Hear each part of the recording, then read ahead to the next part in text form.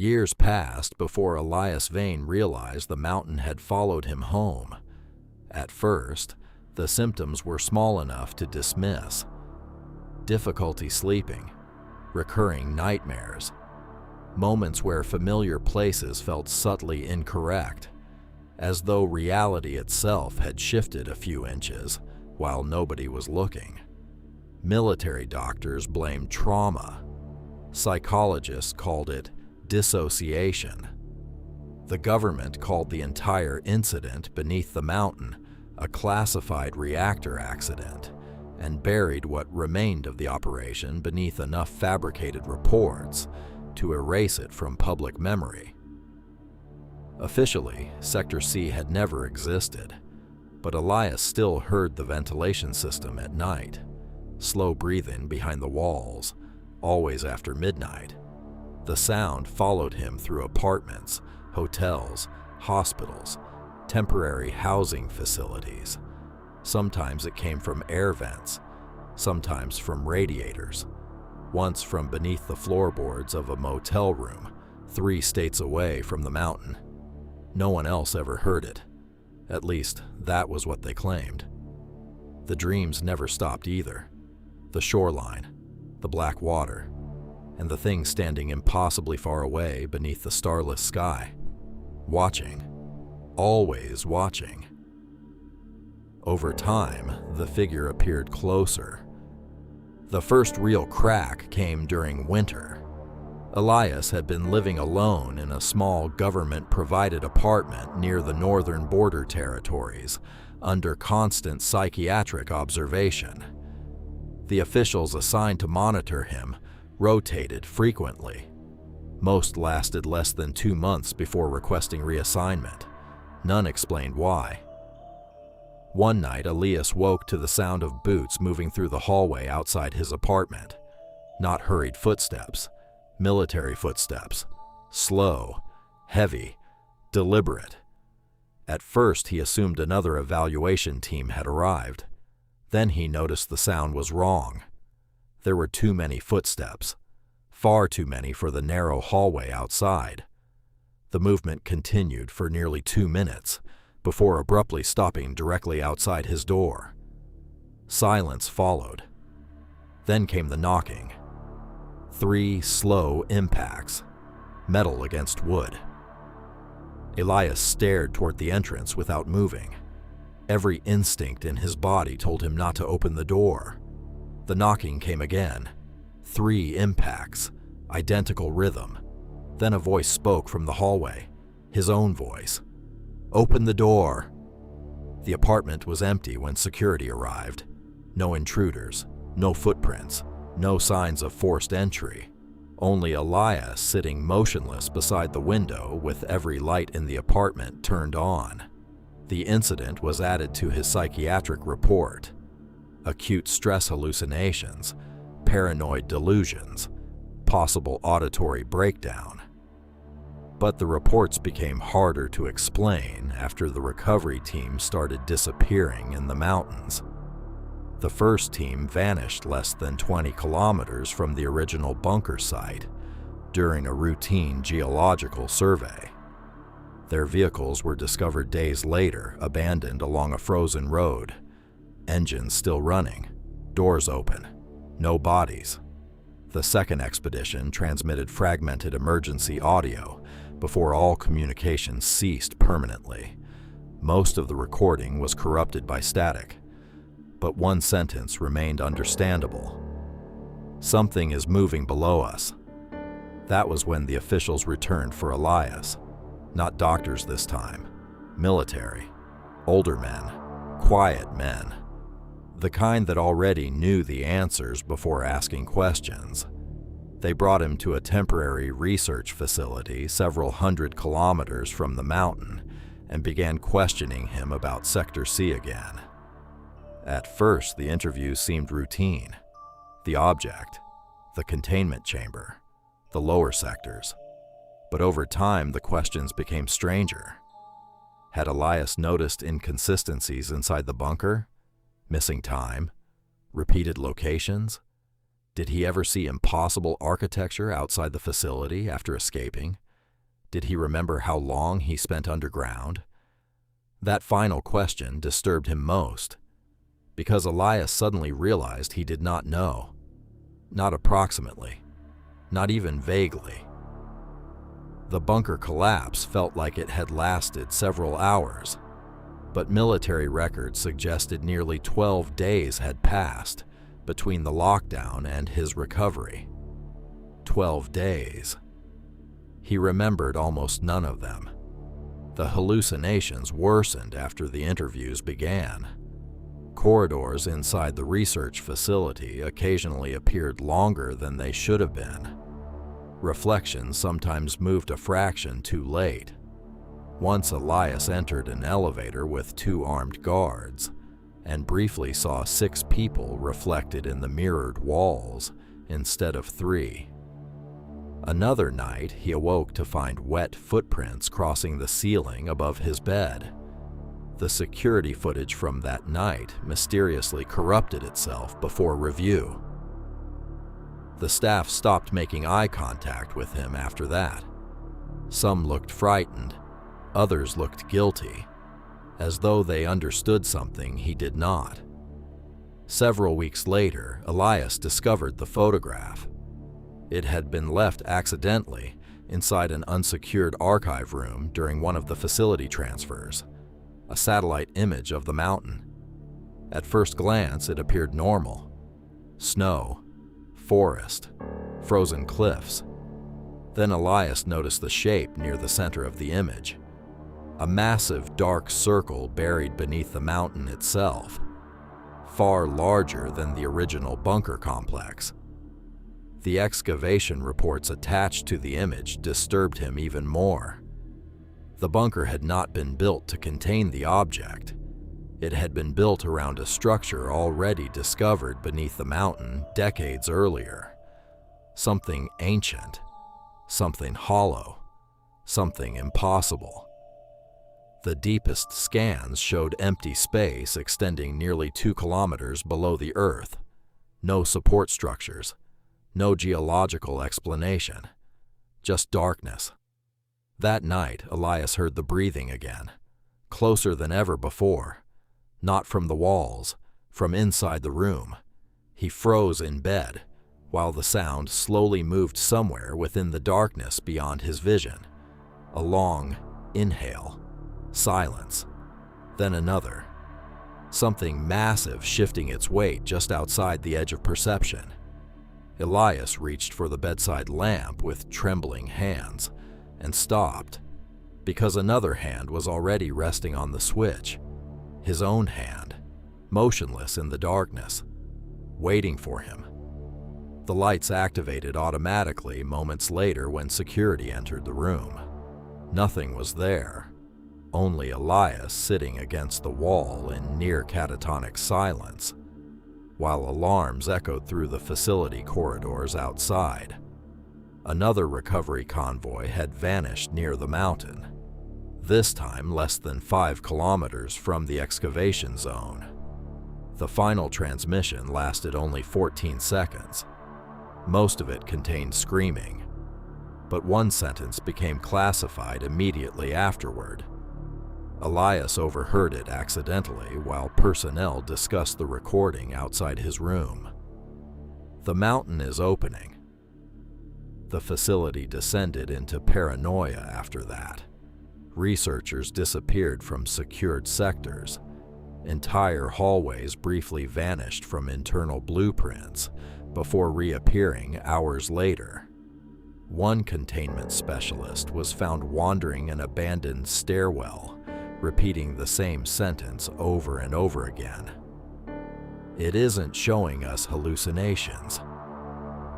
When security attempted to remove him, the man violently attacked them before breaking down in tears. He kept whispering the same words through hysterical sobbing. "It's trying to wake us up. Again and again and again." The words spread through the facility faster than the officials could suppress them. Personnel stopped speaking openly during shifts. Researchers avoided eye contact in elevators. Security patrols doubled across the upper levels, though nobody seemed entirely certain what they were protecting anymore. For the first time since arriving at the temporary research facility, Elias noticed fear inside the military staff themselves. Real fear, not fear of an external threat. Fear of understanding something they should not understand. The incident in the stairwell was officially classified as a psychotic collapse caused by prolonged stress exposure. 3 days later, the containment specialist disappeared during medical transfer. The escort team vanished with him. Their transport vehicle was later discovered abandoned along a frozen service road nearly 40 kilometers from the facility. The engine was still running when recovery units arrived. Every door stood open. No blood, no bodies, only deep scratches covering the inside of the vehicle windows, as though someone had desperately tried to claw their way out from within. After that, the facility itself began changing. Not physically at first, subtly, like reality around it had started slipping out of alignment. Personnel frequently became lost between sectors they had walked through dozens of times before. Hallways occasionally appeared several meters longer than recorded in the architectural plans. Storage rooms contained equipment that nobody remembered transporting there. One researcher entered a restroom and never returned. Security footage later showed him walking inside.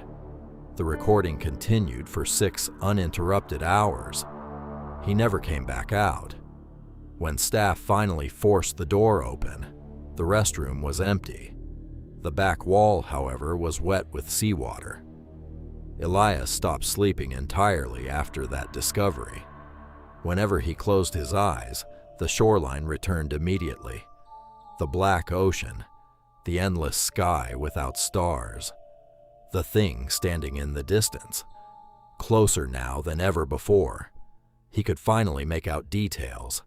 Its proportions shifted constantly, impossible for the human eye to fully process.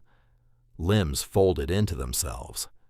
Portions of its silhouette appeared vast beyond comprehension, before suddenly seeming almost human-sized moments later. The longer Elias looked at it, the harder it became to remember what a normal body was supposed to look like.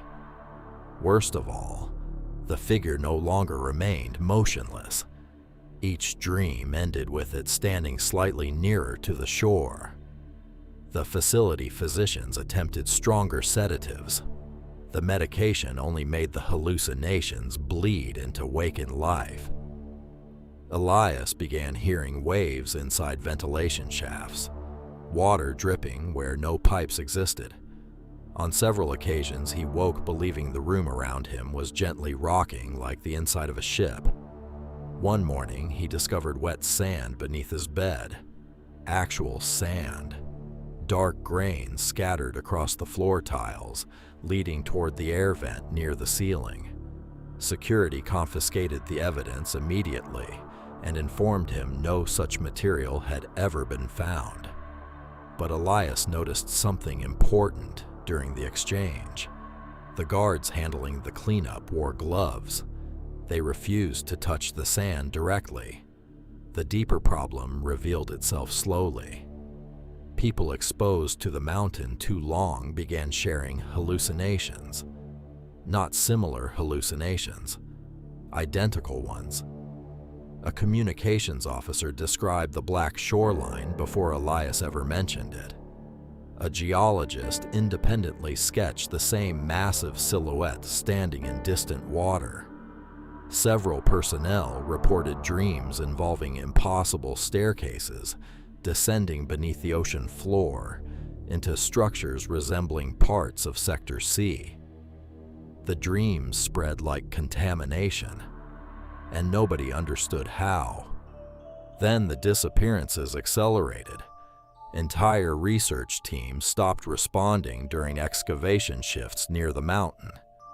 Drone equipment malfunctioned repeatedly, after descending below newly discovered tunnels beneath the original bunker site. Thermal imaging captured movement far below the excavation zone, but the shapes never remained visible long enough for proper analysis. One transmission changed everything. A drilling team exploring a lower cavern system activated their emergency channel shortly before contact was permanently lost. The recovered audio lasted 4 minutes. Most of it contained static, breathing, metallic resonance echoing through enormous underground spaces. Then came the voice, calm, terrified. One of the engineers speaking directly into the recorder. "There are more levels below the bunker." Silence followed for several seconds. Then the man spoke again. "We thought the facility was built above the structure." A distant sound echoed somewhere behind him, heavy, massive, like something shifting far underground. The engineer started crying. "No." Another impact, closer this time. Then the final sentence. "The bunker wasn't built to contain it." The recording ended in screaming. That night, the power failed across half the facility. Emergency generators activated seconds later, flooding the corridors in dim crimson light, eerily similar to the original bunker beneath the mountain. The resemblance affected everyone immediately. Personnel stopped moving. Conversations died mid-sentence. For several long moments, the entire facility stood frozen beneath the red emergency glow as old memories resurfaced inside the survivors from Sector C. Elias felt it too. That impossible feeling that the walls themselves were waiting. Then the breathing started again. Not distant anymore. Close. Very close. Moving through the ventilation system above the ceiling panels. Slow. Patient. Something enormous navigating the facility one corridor at a time.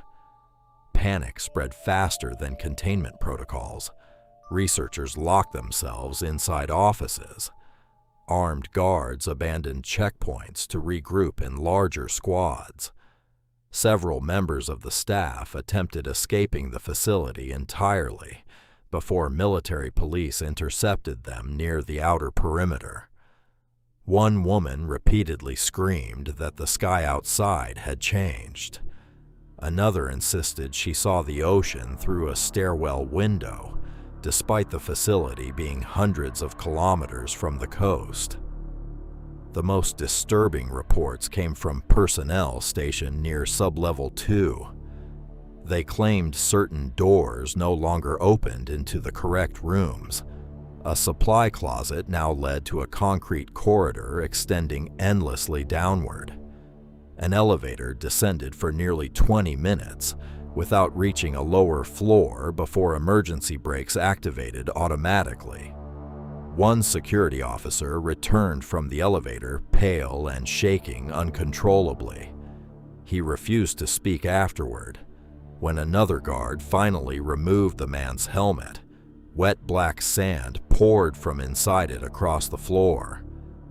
The officials running the operation began destroying records after that. Entire archives disappeared overnight. Hard drives were physically dismantled and burned. Personnel connected to the original Sector C excavation quietly vanished from the facility one by one. It no longer felt like damage control. It felt like fear, as though the people in charge had finally realized something catastrophic. The object beneath the mountain was not merely causing hallucinations. Hallucinations implied falsehood, illusion, something unreal. But what if the mountain was doing the opposite? What if it was slowly stripping something away, revealing a deeper layer of reality human beings were never meant to perceive? That realization infected Elias worse than the nightmares ever had. Because once the thought entered his mind, he started noticing impossible details everywhere. The facility blueprints changed subtly each time he looked at them. Certain personnel occasionally appeared unfamiliar before suddenly becoming recognizable again seconds later. Mirrors reflected movements slightly too early. And sometimes, late at night, Elias could swear the stars outside the facility. Windows no longer matched the positions they should have occupied in the sky. It felt as though the world itself was beginning to drift, like a dream, nearing the moment before collapse. Several days later, Elias received a clearance to review classified footage recovered from the original bunker collapse beneath Sector C. The officials likely hoped the material would help stabilize his memory. Instead, it destroyed what remained of his certainty. Most of the footage was corrupted. Dark corridors, static, screaming, fragments of collapsing chambers. Then the recording reached footage from the final hours before Elias escaped the bunker. The timestamp showed day 11. Elias remembered none of it. He watched himself moving through the lower sectors alone beneath flickering emergency lights. Filthy, half-conscious, barely human. The camera followed him through corridors warped by impossible geometry until he eventually stopped outside a massive steel blast door Elias did not remember ever seeing before. Words had been carved repeatedly across the metal surface. "Do not go lower." The footage continued. Elias watched his past self slowly place both hands against the blast door, then open it. The camera feed immediately distorted into violent static, but just before the footage failed entirely, something moved in the darkness beyond the doorway. Something enormous. And from somewhere off-screen, his own voice quietly whispered, "There are no hallucinations